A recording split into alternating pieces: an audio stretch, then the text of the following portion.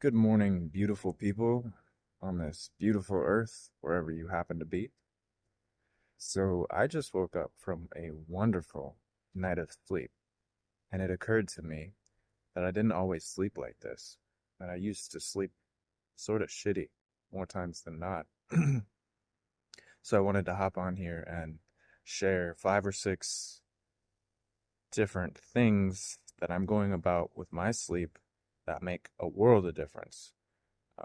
Five or six things I'm doing that are easy to implement and that you could implement too and can have a huge impact on your quality of life because your quality of life is dependent on your quality of sleep, as we all know and experience. So I'm going to just get into it. Stick around if you want to sleep better because these tips are pretty awesome. I've read probably 10 to 20 books on sleep and listened to countless podcasts on sleep when I wasn't sleeping well. Tried a ton of different things, and these are what's worked. So, number one is the sleep timing, making it a priority to go to sleep at the same time and wake up at the same time. For me, that's between 9 and 10 at night. And then I wake up between 6 and 7.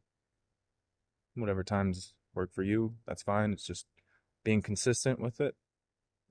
Because the rhythm your body has while you're awake depends on the rhythm you give it at night too. And tying into that, what helps with my rhythm a ton is wearing the blue light blockers at night. I put them on at 8 because I go to bed between 9 and 10, but usually an hour to an hour and a half before bed um, will put your body into the sleep rhythm. And you'll notice it if you don't wear those and you start wearing them. Go on Amazon. You can get a pair for 20, $30, like a nice pair.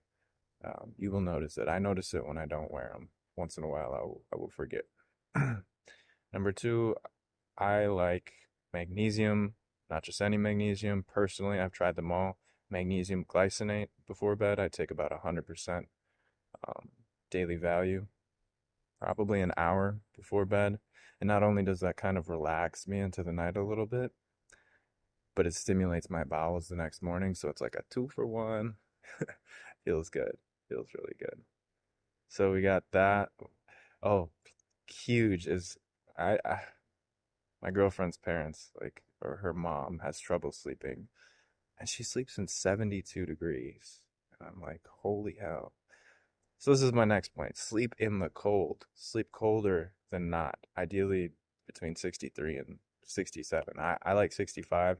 In the wintertime, I'll open the window. Sometimes it'll get into the 50s, and I'm just bundled up, but I sleep amazing like that. And there's some really spectacular research showing you get into deeper levels of sleep while it's cold. So that's one. You don't want to be cold. You want some blankets, but you want the surrounding air to be cold. uh, Next point. Sleep in the dark. No little lights, no gadgets, no electronics around you. That shit affects your sleep too, the electronics. So sleep in the dark. If you don't have blackout curtains, like I don't have them anymore. I had them upstairs, but we have a toddler now, so I moved downstairs for the time being. And the curtains let all kinds of lights in. I ordered a sleep mask off Amazon, and that works like magic. And I definitely can tell because once in a while I will forget to tighten it all the way and it'll come off while I'm sleeping. And I will notice that in the earlier hours of the morning, I am more awake, which isn't what I'm looking for when I don't have the sleep mask fully on my head. So definitely notice that sleep mask is a go-to. No electronics. I mean, shut your internets off. Get your phone out of your room, or do not put your phone next to your bed. If you do, make sure it's all the way off and far enough away from you if it's on the charger because they accumulate and emanate voltage while they're on the chargers. So that's huge. Yeah. So what do we got? We got sleep in the dark, sleep in the cold, sleep timing, magnesium, hit those blue light blockers, and then another one that's actually worked for me is I don't know if it's because they're quality or what. I stopped sleeping in plastic. I started sleeping in pure cotton or linen. Linen's healing to the body, and cotton is very neutral. So that's been another one. And all these are pretty damn easy to implement. Um, there's one more thing I do, and that is mouth tape every day or every night.